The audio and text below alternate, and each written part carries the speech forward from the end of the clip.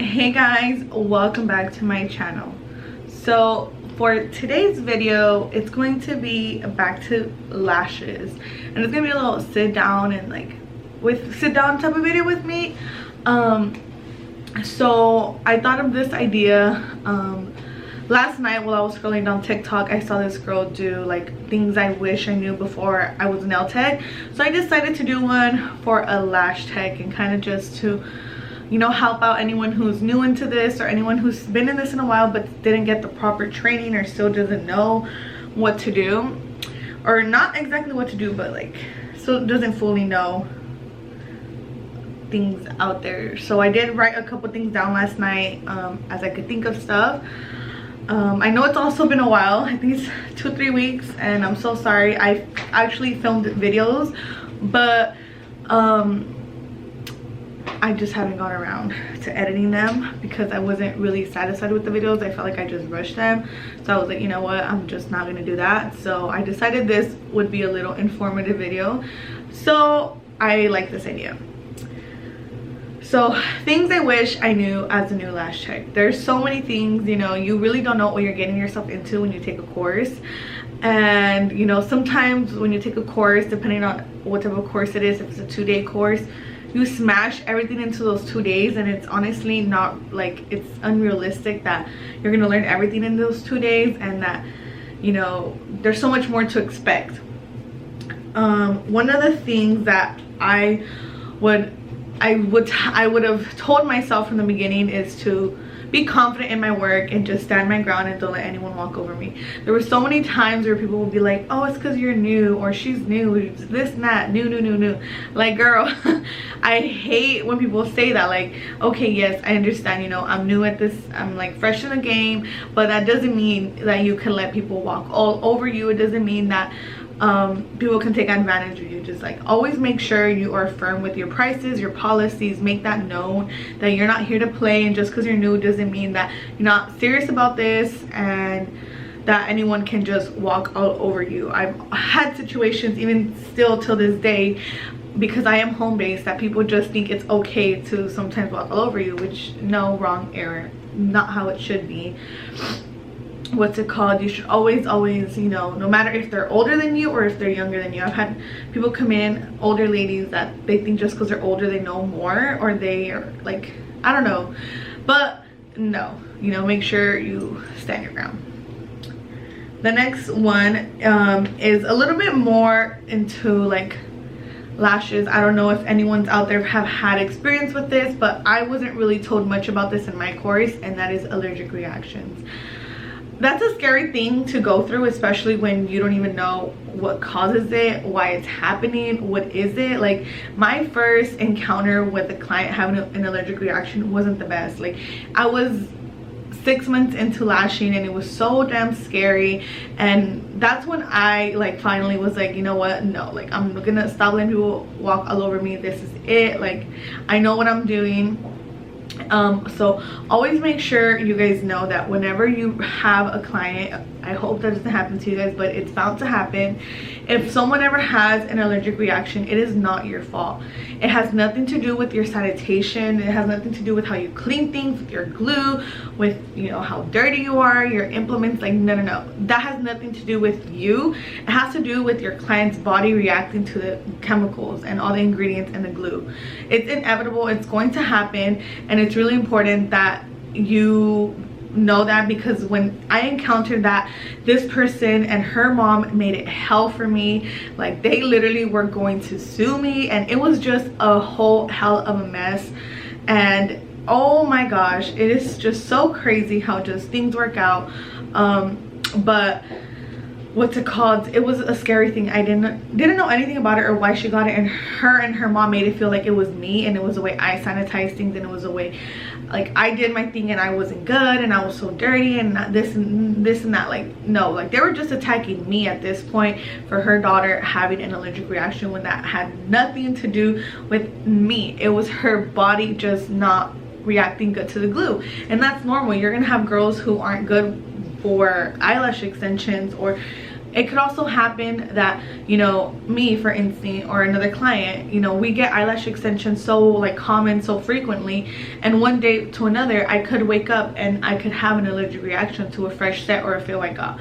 That's totally normal. Like, it happens. It's just your body reacting to all the chemicals and the glue and the adhesive. So just make sure, any newbie out there, or even if you're not new at this and you just never encountered this, make sure you know this.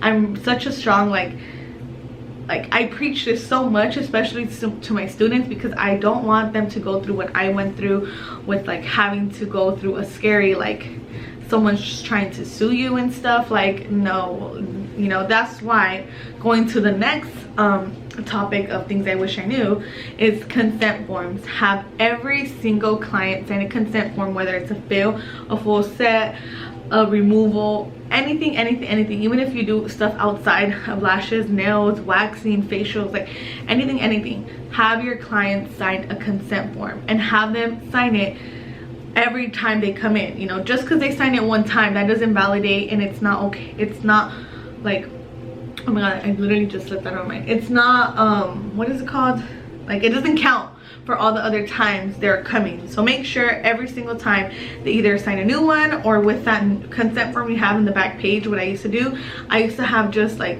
sign here and the date, just so it could like recount for the time they came in. Now everything's online, so every time they book an appointment they sign a new one on there, so that is a big plus.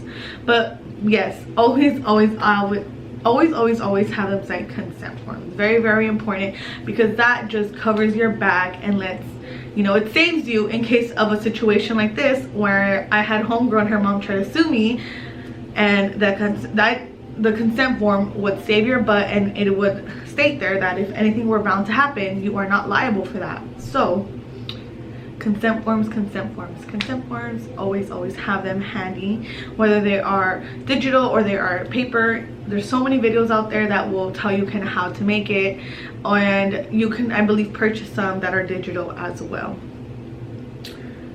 Another thing I wish I knew when I was a newbie was my temperature and my humidity, that affects your retention. I didn't know much about that. They didn't teach me about that. I kind of learned about this on my own, listening to podcasts, watching other videos, and kind of just through my trial and error, to be honest. The good thing now, I feel like when I started, not a lot of companies even talked about it either, and now a lot of companies and brands do. And a good thing that I love about this is that a lot of brands will actually include in the back of their packaging the requirements and like how to take care of it, how to store it, what temperature it's good for, and what humidity is good for. One thing that is really a go-to, and you guys will need to have it, let me grab it, is this little, oh my god, I forgot what it's called. It's like a humidity temperature, a thermal pro, a humid, I forgot what it's called, but it's this little thing, and it tells you there your temperature and your humidity. So right now my humidity in this room is a 32, and right there it's a happy face, meaning it's good, and my temperature is 73. So this is really good. You can buy it on Amazon for like 10-11 bucks, and it's really good to keep that in your room. In the summers, I would always have my AC on, and that also helps a lot with your retention and just making sure you are storing and using the glue to the best you can until it's like dead and you can't use it anymore. I've had a lot of times where I don't close my glue right either, so that's another thing I wish I knew, is how to properly maintain and take care of an adhesive. You know, you're supposed to shake it sideways, not up and down. Shake it sideways, and make sure you are always cleaning the nozzle with a non-cotton little wipe, as well as making sure you burp it, making sure you're closing the glue right so there's no air inside, so your nozzle doesn't get clogged or your glue doesn't get really like sticky. I've had that happen where I don't close my cap good, and then I use it and it's all gooey, and just brand new glue literally went down the drain because I didn't know how to properly take care of it. So that's another thing to know, and I wish I knew when I just started. You know, it saves you this pain in the butt and saves you so much money when you know how to properly take care of your products and your things. Another thing I wish I knew was products. You know, there's so many brands out there and so many different types of products out there. I don't even know how to start with this, but just make sure you invest, like you really do your research and you really try out these products. One thing that I wish I knew, and it's good to know, is that not every product works for everyone. You may ask like, oh my god girl, what do you recommend? I use this, and someone might recommend you something and it might not work for you, but it works for her.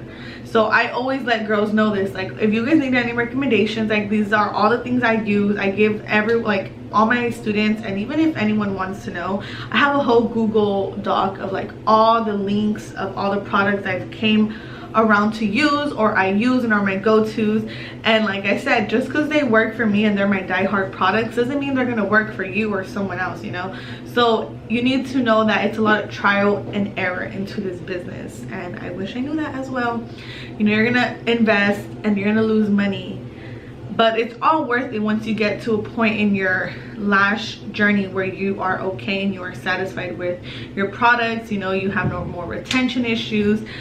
Retention issues for me was such a struggle in my first year and a half. After that, I got the hang of it. I knew my products. I knew which products worked for me in different types of the year as well, because that also will affect your retention. And one product for me works great in the summer, but it won't work great for me in the winter. But a good thing about California is that it's almost usually really hot here. We hardly ever experience cold, and if we do, that's why you would have your little humidifier to kind of warm up your room, get the humidity and the temperature good. That's honestly pretty much all the things I could think of and all the things that I wish I knew beforehand. Another thing was honestly is cleansing. I was taught to use baby shampoo and water. Wrong. Error. No. To clean your lashes, you need to make sure you use an oil-free cleanser. Even make sure that the product you use doesn't, like, it might say oil-free, but some ingredients in that might consist some oil type of molecules. I literally just learned this in my class this last week, and we were going over ingredients, and there was a whole section about micellar water and how good that is for your skin and to remove your makeup and dirt and all of that. But it's not good for your lashes because it does contain really small microscopic oil molecules. And as you know, oil is really not best friends with our adhesive. It will affect the bond of it and your lashes will fall more. The same thing. I wish I knew that so much goes into your retention. Your skin type, your medication, whether you are on birth control, whether you're pregnant, whether you're stressed, your hormones, like there's so much more that you need to know and that not a lot of courses tell you. Like, I didn't know about this. There's so many stuff I'm learning in my esthetician class that I didn't know in my lash course or wasn't taught to me, that really just like brings everything and just like makes sense. It just connects the dots. So it's really good to, you know, always, no matter how many years you're into this business, reinvest in your education and take another course, go back to school, refresh your mind, like restudy something. Always keep your mind going with knowledge and like putting stuff in and just studying and educating yourself, because there's so much more to lash extensions and your retention and your glue and how pretty they look. So that's pretty much all I have for this video. It's super short, probably 10 minutes, 15 the most, but it's looking like it's gonna be a 10-minute video. But this is just a little things I wish I knew when I was a newbie. There's so much, like I said, to lash extensions, and I think a girl had DM'd me saying that she was really interested in starting lashes and she was looking at on videos on YouTube on how to do them. Girls, please don't do that. Please invest in a course, and a good one too. Don't just jump into the first course you see because it's $500. Like, no, you know, a good eyelash course is going to cost you money, and that is okay. That is you investing in your business. And make sure even after that you're always constantly, like I said, just listening to podcasts. That has really helped me too. Just really going out of your way and going an extra mile for your clients and for your business to make sure you are giving the best you can to your clients. So please don't try to learn how to do lash extensions on YouTube. You know, go take a course, and if you have any questions, just ask me. I'm always here to help you guys, and any of my knowledge I love sharing.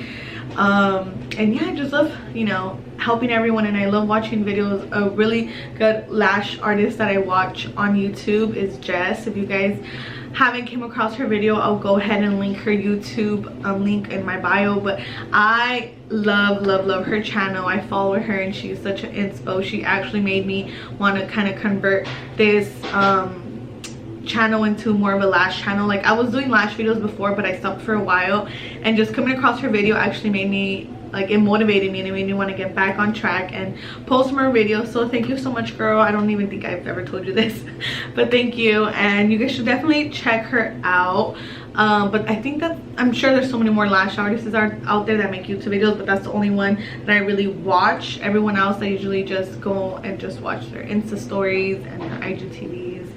But yeah, thank you guys so much for watching this video. I hope this video kind of helped you girls out and gave you guys some extra knowledge that you guys didn't know. And if you guys have any questions about anything, let me know. I'm here to help you girls and just, you know, help all of us just grow together and love each other and just strive in our business. Thank you guys so much for watching. Don't forget to comment, like, and subscribe, and keep up with me on my Instagram, 𝐷𝐢𝐿LC. Thank you. I'll see you girls in the next video.